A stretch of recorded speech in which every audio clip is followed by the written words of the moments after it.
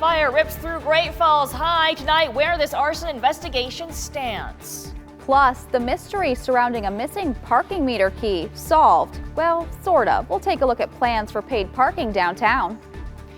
And later we catch up with a Great Falls graduate whose Ivy League college experience is now all virtual. From Montana's news leader, this is the MTN 530 News.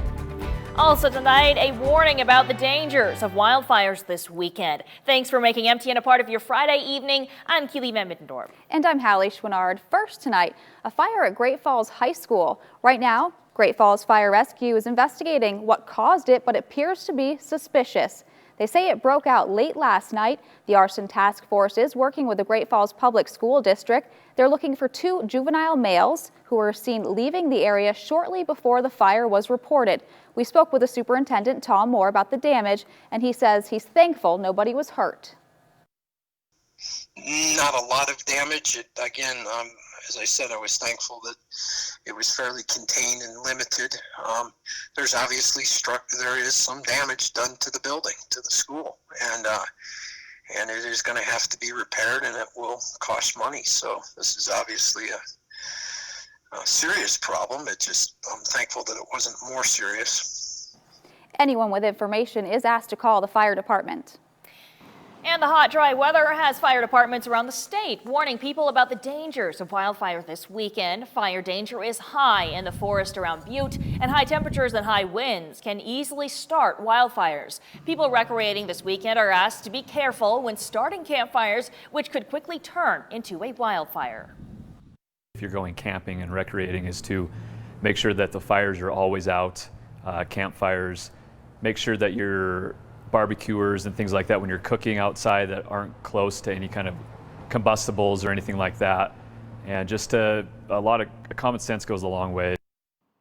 And people are asked to immediately call 911 if they see brush fires and get out safely. Well, it certainly was another hot day. Meteorologist Elizabeth Copeland joins us now with a first look at our forecast. It's a beautiful day outside in most of north central northeast Montana to end the work week. Definitely a hot one, though, as temperatures skyrocket back into the 90s this afternoon of our Opportunity Bank, ICAM, and Helena. Well, we have a cloud or two in the sky. Those are not producing any rain, though. Just to our southwest of the capital city, a few more of those showers are brewing, but otherwise we're seeing the blue skies and much calmer conditions today and much warmer. We're actually still on that warming trend as we head through the weekend.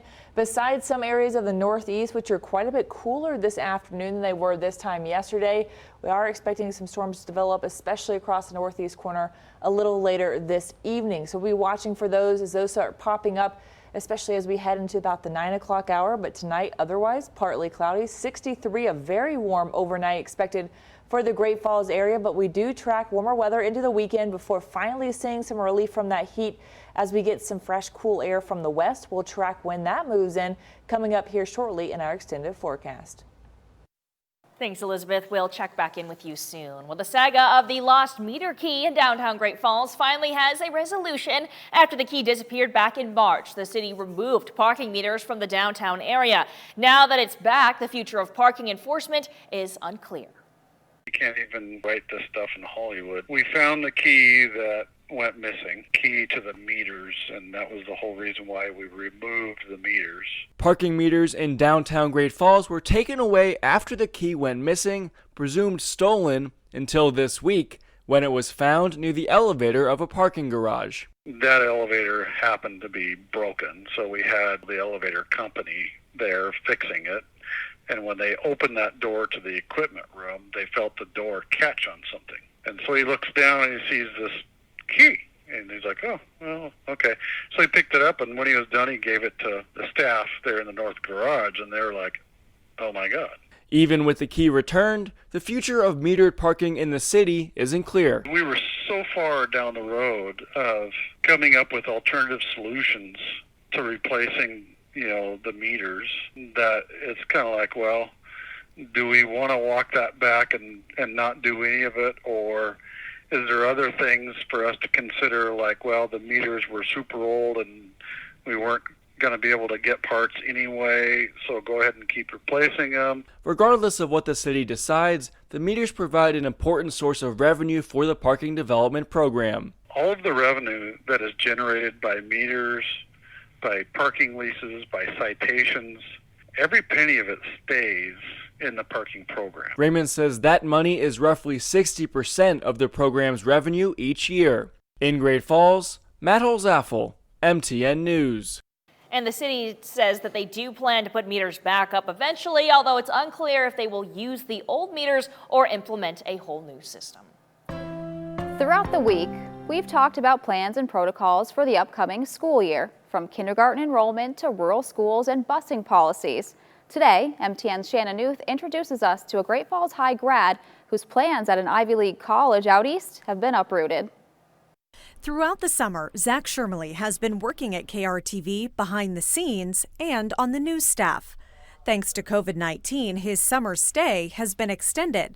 The soon-to-be sophomore at Columbia University will continue classes right here in Great Falls online. It's an adjustment that started back in the spring. It was a great experience. You know, I loved my first year. It's unfortunate that it was cut short. The Ivy League education looks a little different virtually from Montana than on the New York City campus. It was nice to get a taste of the open spaces again and the fresh air. Course material, though, is only part of the college picture. Sitting and listening to this person who knew so much about this topic, he could just go on and on and on. He was encyclopedic, you know, and that is not the same over Zoom. And being able to raise your hands and ask questions is not the same over Zoom.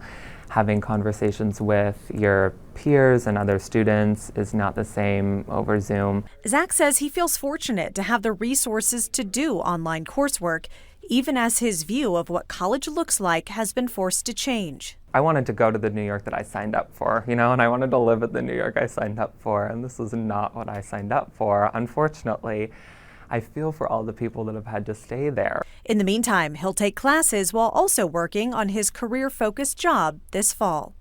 In Great Falls, Shannon Newth, MTN News.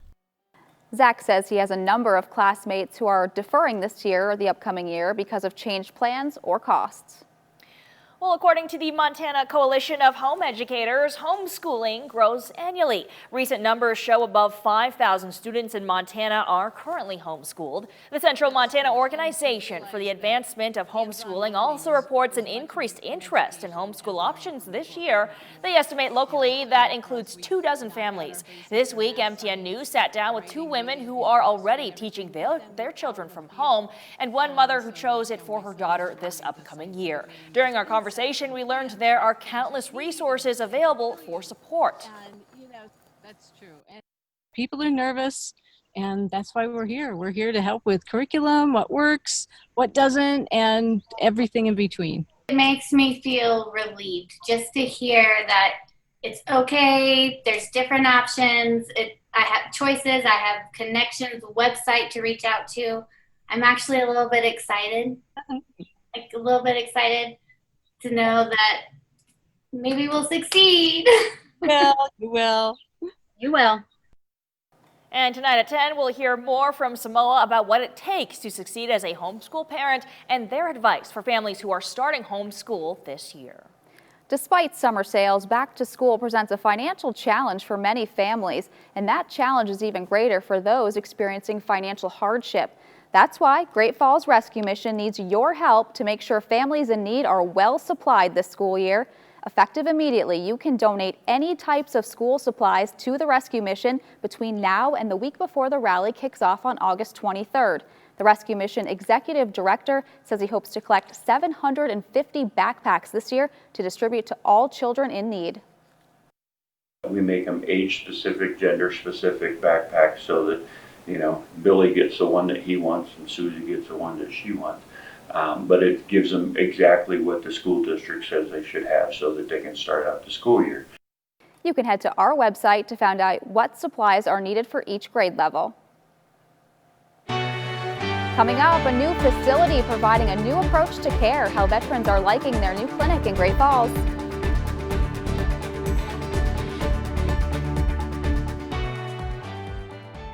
Welcome.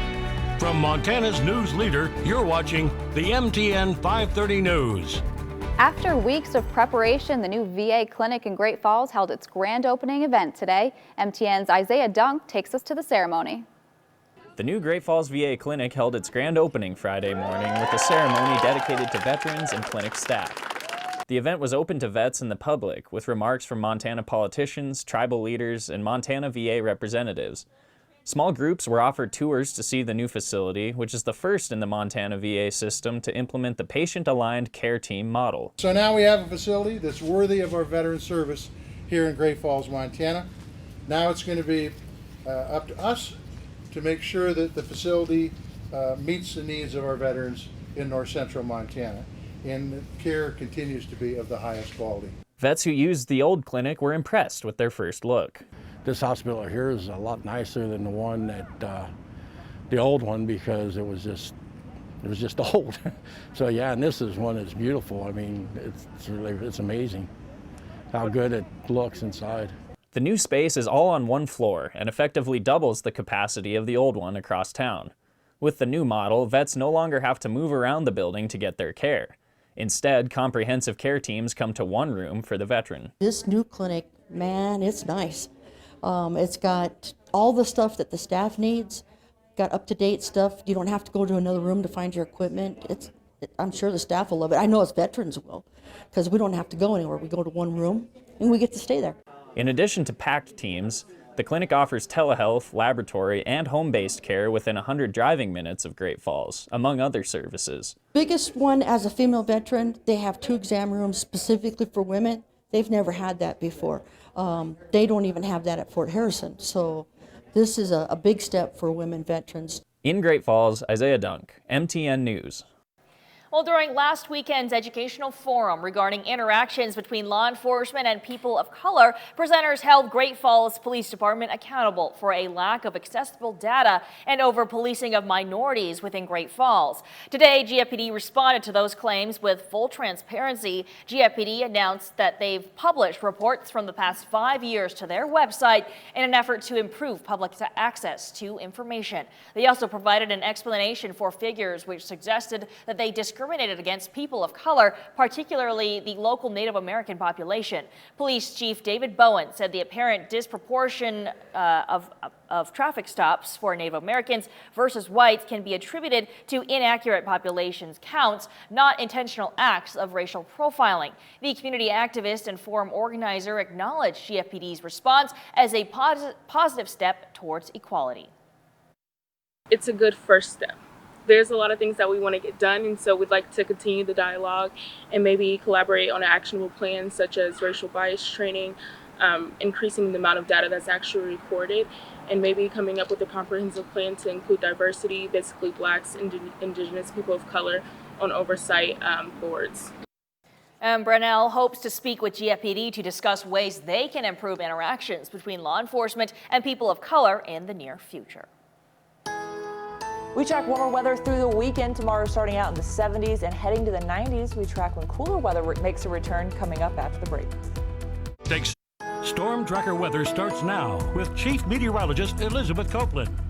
Welcome back on this Friday evening for north central northeast Montana, where we have some activity, not as much as yesterday, but we do have some thunderstorms rumbling through. A lot of those are developing across southwest Montana, closer to Butte. Helena seeing a storm just to our northwest, mostly across our Rocky Mountain front there, as some storms brew from this afternoon heat. We are expecting a couple more storms tonight across the northeast corner, and as that moisture shifts, we'll start seeing a few of those pop up a little later on this evening, but the main concentration is right across north central Montana and the Rocky Mountain front, where again these little storms are popping up. They're not producing much rain. They are producing some cloud to ground lightning though, so if you hear some rumbles of thunder, definitely get inside, because some of that lightning is striking the ground just south of Havre, and that's kind of the trend we expect out of most of these storms for the evening. So right now, other than where those very spotty storms are developing, it's hot out there. Across the capital city, 95 degrees, closer to that 89-degree mark, a little cooler for the northeast corner. Otherwise, we're holding steady in those 90s, and we're going to still see those very warm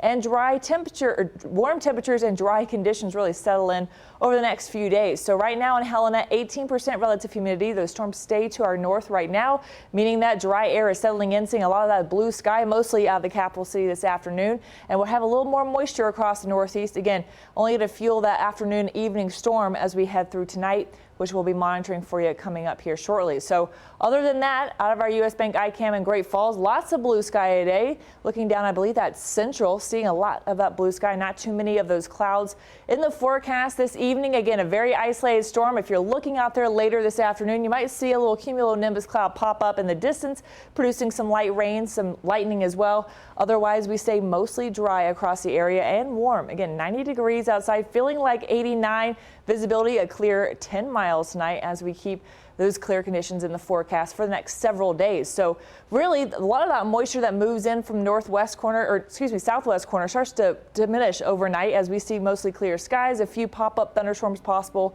for the northeast corner, but by tomorrow morning, all that activity really subsides. We have a couple clouds here and there, but our Saturday is going to be very warm and very dry once again. Not looking at too many of those afternoon chances of storms brewing in our forecast. Matter of fact, most of those storms and that activity stay once again to the southwest. There might be just a few isolated thunderstorms right across the Rocky Mountain front, but otherwise we stay very dry. Again, blue skies in our forecast tomorrow, and it's going to be another hot one. So if you do get out there and grill, make sure you take some extra water, not only for the grill, but for yourself this time, because temperatures are going to soar back into the mid-90s tomorrow afternoon, right about that 4 p.m. hour. So maybe getting out the grill a little later, around 8 o'clock, when we finally dip back down to the 80s, or maybe even later next week when that cooler air finally settles in. So besides an isolated storm tomorrow, again, very isolated storms possible, we're going to start jumping right back to those low 90s and stay there until Monday afternoon. That's finally when we get some relief. Those 90s turn into 80s, low 80s, matter of fact, on Tuesday afternoon. We hold steady in the 80s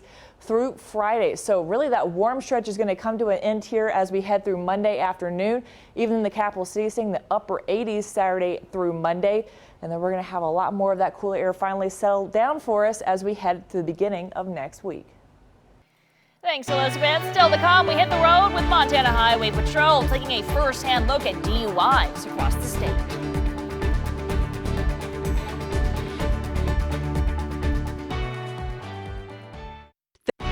From Montana's news leader, you're watching the MTN 530 News. In the last 6 months, from January to June, the Montana Highway Patrol issued 1,000 citations for driving under the influence. It's Montana troopers' job to keep our roadways safe by pulling over drivers that they feel could be driving under the influence. MTN's Phoenix O'Connor went for a ride along to see what troopers see firsthand. Chris Benson has been a Montana Highway Patrol trooper for 2 years. The patrol's main focus is keeping state highways safe for travelers, including stopping drug traffickers and people driving under the influence. For Benson, keeping impaired drivers off the roadways is personal. In 2014, he lost his cousin in a DUI accident.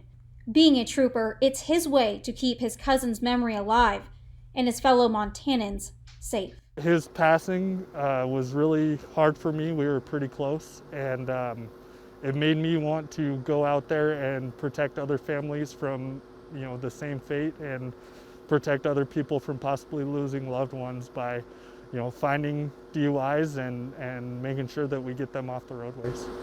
0.097, so you are just over. In 2019, MHP troopers issued more than 2,100 citations for DUIs, and according to the annual report, alcohol and drugs were presented in nearly 30% of drivers involved in fatal crashes. When it comes to drunk drivers, many times Benson says he looks for drivers not staying in the lanes, speeding, or going too slow. If he smells alcohol, he'll ask for a person to complete a field sobriety test. On the night of the ride-along, the man you are seeing here was willing to talk to MTN, but he wanted his identity protected. Say you got into an accident tonight and you found out that you killed someone. I don't think I'll live with myself. I think